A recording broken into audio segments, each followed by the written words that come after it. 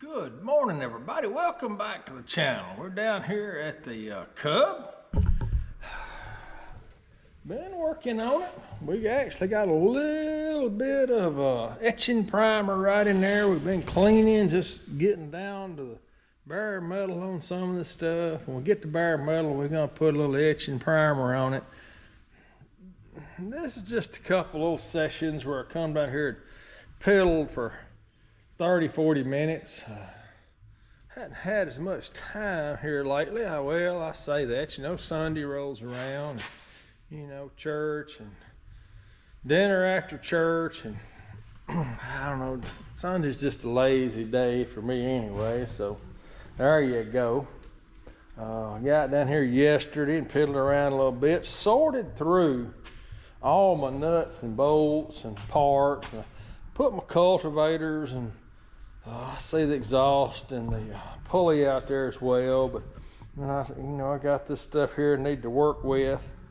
I got my front shroud, my weights, and my grill and gas tank shroud and all still over yonder. There's the battery box. My next step really is to get this thing, pull it outside, get it over there, and give it a really good degreasing, pressure washing, try to get as much of this kind of stuff off as I can before I, just keep, and then just keep on rubbing and cleaning and getting all the spots out and getting it ready to paint. Anyway, so I sat down here yesterday and I went through all my parts and, the seat bolts, and that's the right fender bolts and everything related to that. That right yonder was, what was that? That was low 4 touch control bolts, and those are the 3 bolts that hold that seat on. A lot of these things I'll replace, which I prefer to use the original bolts. And if I got a bunch of stuff I save over there from tractors I took apart over the last couple of years, and if I got an IH bolt, that's what'll go back in it. I like to keep it as authentic as I can, but some of them I don't have an IH, so I will replace a few of them. I'm not going to worry too much about it. I'm just going to do it. I mean, I'm not trying to enter no contest. It's just the way I personally feel about it. Today is just a relatively gloomy, overcast day. Rain last night, somewhat windy. Fixing to have some cold weather come in. We're gonna be down to 20s. Tonight, I think we're gonna stay up in the 40s, but next day, and then coming 1st of December, we're gonna be seeing some teens. So one of my projects today is to make sure everything is winterized, which don't amount to a whole lot. I just turned the water off to the shop over here. I do got a little water timer over there. I'll take it off and put it in the shed somewhere. I'm gonna get my old rock crawler buggy in here, and I don't remember whether I put antifreeze in it or not when I put it together. I kind of think I didn't, because I wanted to put it together and make sure it wasn't leaking water nowhere. But I'm gonna check it.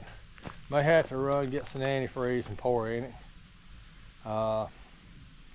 Few little odds and ends. A pressure washer in there. It has to be I generally run RV antifreeze through it, and just when I get through using it for the winter, and I won't use it again till next spring, just leave it like it.